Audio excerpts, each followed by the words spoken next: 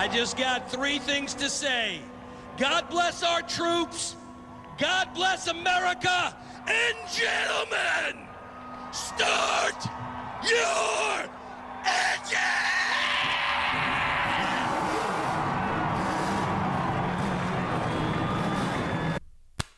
What is up, everybody? My name is Mitchell Breuer, and today we are talking about everything Nashville related as NASCAR made its return to Nashville Superspeedway this past weekend. And it was the same old story that we've seen all season, where Kyle Larson dominated again, continuing his winning streak. And yeah, he just continues to prove that he is the team to beat, despite not being the points leader yet, as he's still, I believe, 10 or so points behind Denny Hamlin. But yeah, let's talk about the race. Was all right. I would say Sunday's race was all right. The first two stages were very good, and I was getting pumped. And I want to give a lot of credit to NASCAR on NBC. They did NBC. This was their first race this weekend. I wish it would have been on regular NBC, but what do you do? The race was on NBC SN, and throughout the entire weekend, they did a really good job of making this race feel like it was very important. And it's kind of funny because back in the day when NASCAR visited Nashville Superspeedway in the Xfinity or Truck Series for those standalone weekends, it was never really that big of a deal. When this racetrack left the schedule, I think everybody kind of just shrugged their shoulders and said, whatever. It was never like the biggest race. And I feel like a lot of people had some, what's the right word for it? A lot of people were just not very convinced that this was going to be a great race weekend anyways, because everybody wanted to go to the fairgrounds, which I think is a lot closer to happening than isn't happening. I think we'll eventually see the NASCAR Cup Series at the fairgrounds. But after this weekend, man, I really like Nashville Superspeedway. The racing was really good. But yeah, NBC did a great job of coming out and establishing that this was a big race. And honestly, I hope they can do that for all of their races. I hope they can make every single race feel like it's the Daytona 500. Obviously, it's not going to ever live up to that grand spectacle that is Daytona 500, but every race weekend should feel special. There's only 36 of them. I know that's a lot. 36 points paying races, but still, I feel like they should try and make every single race feel unique and special and all that. And they really embraced Nashville. Nashville really embraced NASCAR. And yeah, from the TV side of things, they executed it very well. Their presentation was very good. And yeah, I don't really have anything to complain about. And maybe it's just because it's a fresh face after a long time with Fox. But yeah, I was satisfied with the coverage. I thought it was pretty good. And yeah, I think everybody did a really good job. Then the racetrack itself. We'll get to the actual race, but the big problem throughout the entire weekend was traffic getting into the race, with fans complaining about how they're waiting multiple hours, having to pay in cash to park. Just sounded like a big old mess. And you had drivers like Noah Gragson complaining. You had drivers' wives like Chase Briscoe's wife, Marissa, complaining. And yeah, that's not good. And I know everybody wants to yell at NASCAR about it, but from everything I've read, I don't know if it's completely NASCAR's fault or the city just not being prepared, which, I mean, NASCAR should help the city prepare for it, but still, like, you're kind of left with the cards that you're dealt with, and I don't know if blaming NASCAR on that is the full right solution, if that makes any sense. I hope to all those fans, if you were one of them, leave your comment down below and tell me how your experience was. But I hope to those fans that I hope they come back. I hope this isn't a situation like Kentucky where you had a lot of people waiting outside the racetrack and saying, screw this, we're never coming back to Kentucky Speedway again. And now look at Kentucky Speedway. It's not on the schedule anymore. I hope that isn't the same thing for Nashville Superspeedway. They sold out 40,000 fans, and whether you want to look at that as a big accomplishment, whether you don't want to look at that as a big accomplishment, that's a big deal in a post-pandemic world where, yeah, you have a lot of people that want to go out and have fun and drink a couple cold ones while watching the good old boys race around the circle all day long. But yeah, you gotta take in mind that maybe some people aren't getting out. Maybe some people are struggling with money to get to the racetracks and everything like that. Having a big crowd is no small feat in 2021, and props to NASCAR for getting it done. So, with all of that said, let's get into the actual Cup Series race. There was a lot of action right away. I believe it was right in the first corner where we saw Chase Elliott and Alex Bowman. They go hard in turn number 1. They slap the racetrack, lose a couple spots. You had Quinn Houff smash into the wall. He loses an entire wheel, caution, and we kind of had that big fight feel right at the beginning of this race. There was a couple of accidents, couple of run-ups, and it was just, okay, this is gonna be fun. And you had a lot of action. And as the race dragged on, it just slowly became the Kyle Larson show again, and he just took over and dominated. The big drama of the final stage was, could he make it on field? We had one of those late cautions where Ross Chastain had 10 laps better gas mileage than everybody else. And props to that 42 team. They have looked to come alive in the last couple of weeks. They look good at Sonoma. They look good at Coda. They look good at the All-Star race. And now they look good here. They're coming through the field and look like they might have a shot for Kyle Larson. But ultimately, which we've seen in a lot of these field stage races where Kyle Larson goes from being 2 laps short to 2 laps to the good to, oh, he can do a burnout all the way across the front stretch. I think he was perfectly fine on gas and just coast to victory lane. Chastain finishes a career best second. But yeah, and while the finish was fun, and it was intriguing to see if Larson would A, make it, and B, if Chastain could do anything with him. Could he catch him? He worked his way through the field really hard. I'm going to say something that maybe not everybody's going to agree with, but man, this race really started to drag once we got to 100 laps ago. It really started to feel like, man, it feels like we've been racing for a long time out here. And Jeff Gluck made the point that every other racing event had ended within 2 hours this weekend. This race went 3.5 hours, and I think that's the biggest negative to I think this race would be stronger if it was 100 laps shorter. That's my opinion on it. And I said that on Twitter to Jeff Gluck's controversial good race poll. And somebody replied to me that they'll never complain about more money, more racing, and something else. And I replied to him, more money, more problems. And in all seriousness, you're not going to get people, you're not going to get a new audience. Maybe somebody, like, right now I feel like NASCAR is full of a bunch of people that have watched the sport for 10 plus years, 20 plus years, maybe even 30, 40, 50 plus years. That's cool. And I feel like we're kind of stuck in our ways with that, where I feel like everybody deep down kind of knows that, hey, maybe we should try shorter races. Maybe these constant 400 plus mile races, maybe these aren't the best way of going about it. But we're not going to change it because tradition. Cup guys have to have these long races. You have to have these endurance races, even though you really don't see engine problems really being too much of a factor anymore. Like, I don't know. It to me, you shrink that race by 100 laps, nothing really changes besides the field strategy aspect. And I mean, Ross Chastain was still going to have a good day.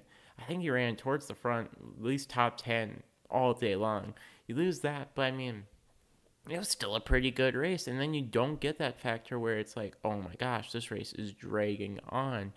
Where if you get it for 2.5 hours, that's the average length of a movie. And people can sit through movies. 3.5 hours, you're starting to ask people to pretty much dedicate their entire Sunday afternoon to NASCAR. And if you're a new fan who hasn't watched a lot of NASCAR, hasn't really ever been a fan of motorsports, you're probably not going to want to sacrifice your entire Sunday afternoon to watching NASCAR, even if the race is somewhat decent. And I mean, obviously the argument to play devil's advocate could be, well, football's on all day on Sunday, but not really. You look at like a football game, you got the 12 o'clock games that are on at 12 o'clock, and that slate of games ends by 2:30, 3 o'clock, so 2.5 hours, and then all of a sudden we got another game started. So it's not like you're watching the Atlanta Falcons all afternoon. You could get done with watching the Atlanta Falcons. If that's all you want to watch, you got either the early portion of your afternoon to go ahead and go and do whatever, or you got the nighttime to kind of do whatever after the game. Where I think NASCAR really needs to take a deep, hard look at it. I'm not saying abandon the crown jewel races. I think making races shorter is going to make those races really more important, because maybe that emphasizes the test of endurance that some people love. Maybe all of a sudden the Coke 600 really looks like a feat of endurance and test of strength for these teams when every other race is half the length of it. I think that adds a little bit more of a special factor to it.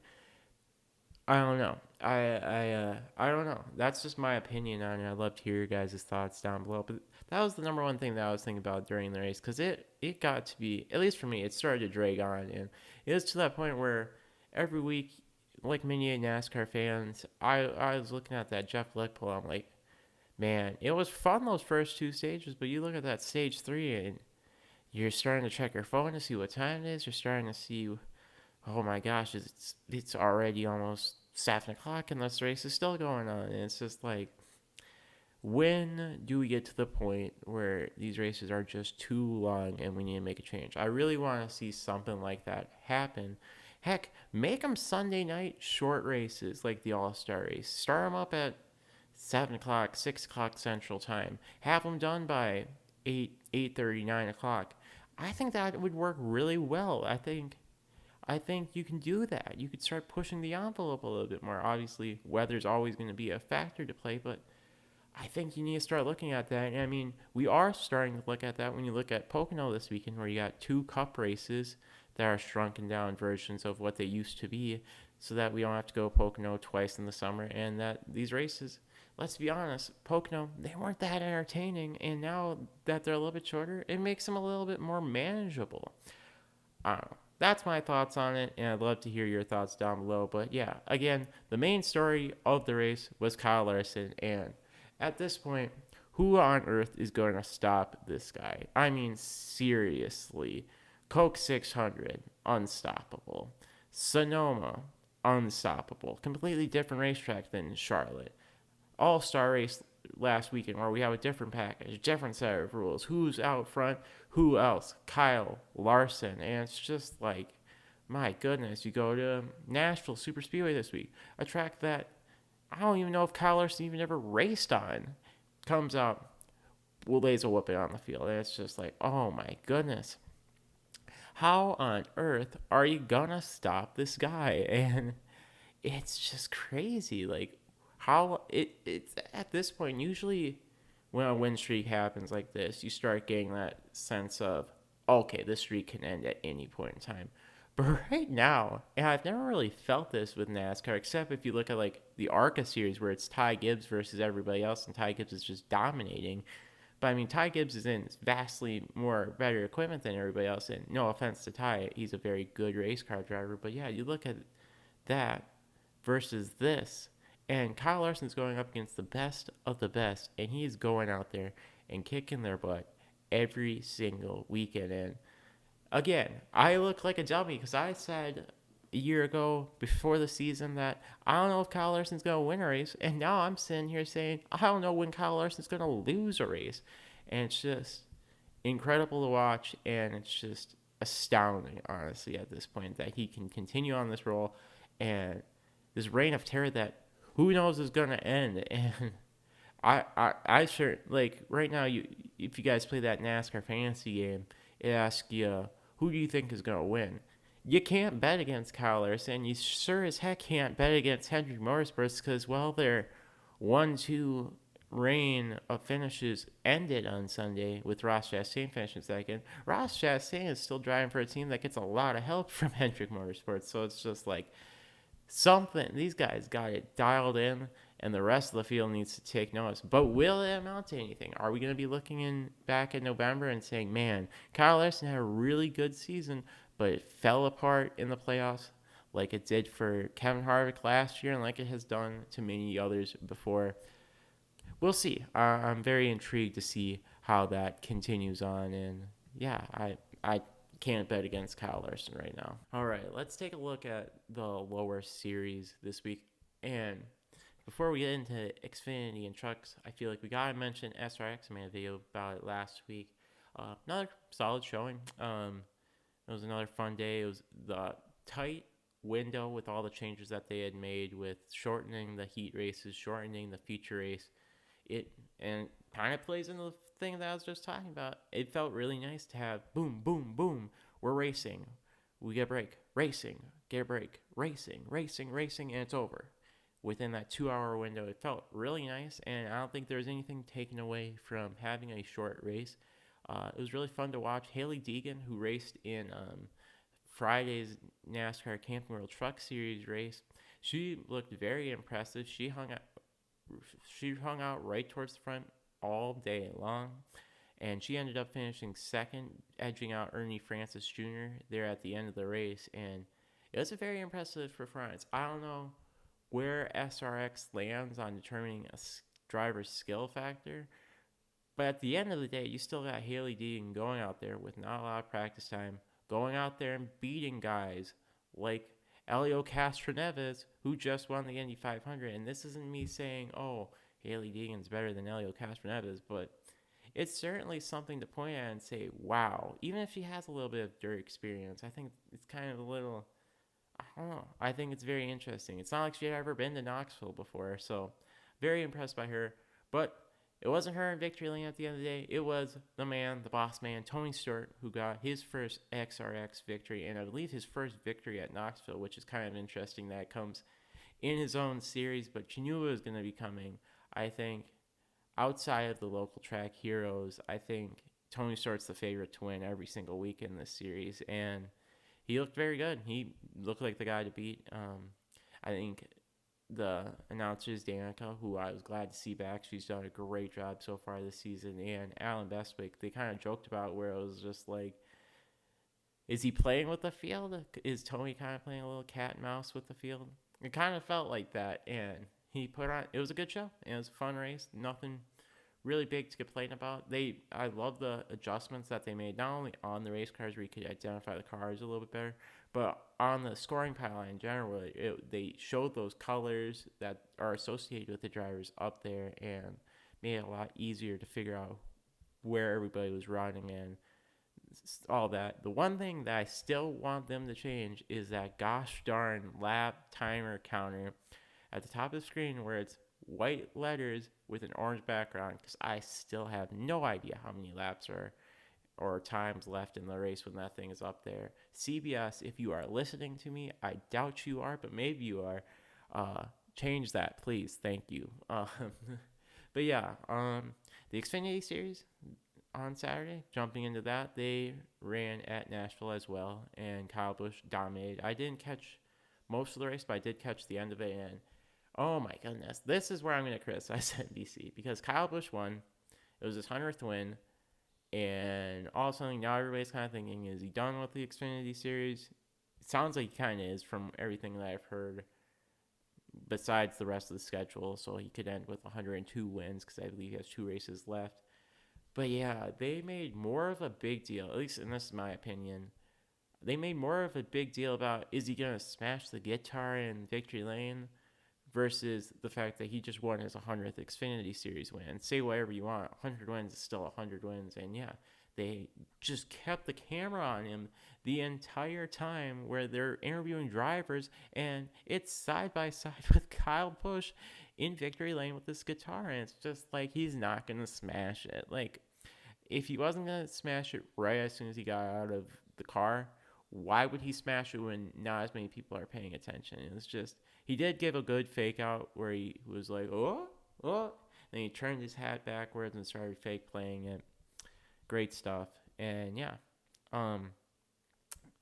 that's the only complaint I had. It seemed like a fun race. Again, I only caught the end of it, but it's not surprising that Kyle Busch won. As far as him not competing in the Xfinity Series anymore after this year, as far as I'm concerned, it's kind of a good thing. Like, I'm not gonna lie. Kyle Busch, I know the drivers like competing with him, but and I know some fans really defended hard, like where Ryan Preece, and we'll get into the truck race. He won on Friday night, and it's just like, well, how come he can win, but Kyle Busch can't run in the Xfinity race every single weekend? I mean, it's different. Ryan Preece is riding with David Gilliland Racing. Ryan Preece is a guy that who knows if he's even running the full NASCAR Cup Series season, versus Kyle Busch, who is a championship threat in the Cup Series, running with Joe Gibbs Racing, which is the best equipment in Xfinity, or at least top dog in Xfinity. So, like, I don't know. I'm not too phased by Kyle leaving.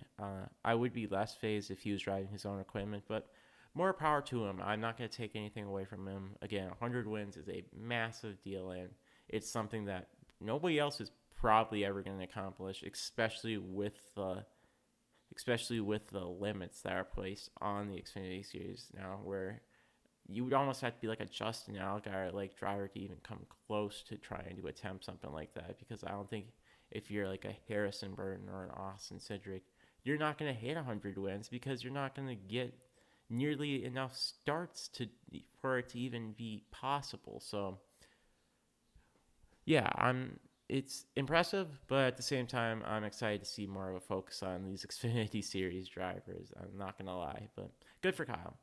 And let's jump into that Friday night race, that Truck Series race. It was a fun race. This was the one that really kind of got me excited for it. There was a lot of action, a lot of passing, and the Truck Series usually puts on a pretty good show. But this was a fun race. You had Ryan Preece, and he had to work to win this race. Him and Grant Enfinger were battling hard there at the end of the race. Very good stories where you got Grant Enfinger, who is kind of just driving just to drive at this point. He can't win the championship due to not being eligible for the playoffs. So he's just going out there trying to prove a point, trying to maybe get a waiver, maybe try to say, hey, NASCAR, I belong in the playoffs. And you have Ryan Preece, who's just trying to say, I belong here in general. And while it is um, maybe a little bit easier for these Cup guys to win in these lower series, it's still a big deal for somebody like Ryan Preece, who is, let's face it, probably won't make the NASCAR Cup Series playoffs without some sort of miracle win, and or a win at Talladega and Daytona, which he definitely can do, but you're not going to see Ryan Preece go up there and fight for the win at Nashville, for example, although Ricky Stenhouse had a fantastic showing this weekend. But Ryan Preece is just one of those guys where it's just like, he's there. And not saying that as a bad thing, but for him to come down and show, hey, I can do this. I can win. Especially in a year where, like I said, who knows what his future holds, even just for this year, let alone next year. It's good for him to come out and show, hey, I can still do this. And he did that. He showed that I can win these races. I can do this. And it makes me really intrigued to see what's next for Ryan Preece, especially now that we're starting to see a little bit of using that Kevin Harvick relationship that he has to his advantage a little bit. And yeah, it's just very interesting, and I'm intrigued to see if that will continue any further. Obviously, Storehaus's Xfinity team has had a lot of problems, and I don't think you're going to see somebody like maybe a Haley Deegan come up and jump into the Xfinity Series right away. So maybe they're going to need somebody to hold the place if they decide that Riley Herbst maybe isn't the right option for that 98 car. So maybe you could see Ryan Preece in there. I have no knowledge of the situation to back that up, but who knows? Something that could happen, and you put Ryan Preece in that car, all of a sudden now you see him what he can do and win in the Truck Series with David Gilliland Racing, which, reminder, only has one win in general. I feel like Haley Deegan gets a lot of crap for this, where it's just like everybody thinks that David Gilliland Racing is this big team because a couple of years ago they had this alliance with Toyota where they were running a little bit better, but they have one win, and I guess you can count with another with Todd Gilliland, even though that's a front row motorsports technical entry, but still, like, this isn't like the most dominant team in the world, and Ryan Preece went out there and did that in his first ever Truck Series start. So good for Ryan, good race, fun. Yeah, And I think that's a good way to describe this weekend at Nashville Super Speedway. It was fun. It exceeded expectations in my opinion.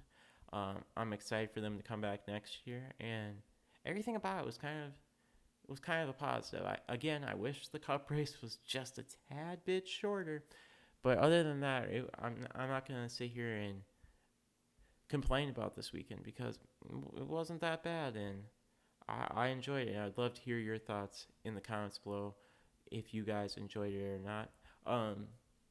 As far as this channel goes, stay tuned this week. We got something special coming out either maybe tomorrow, maybe Wednesday, depending on when I can get it uploaded. But we have another special podcast coming out that you will see more details with. Maybe there's a special guest involved. You'll just have to wait and see. But yeah, as always, I've been Mitchell Breuer with Black Cat Sports. I hope you have a great rest of your weekend. Be sure to like and subscribe. And yeah, have a good rest of your Monday. Peace.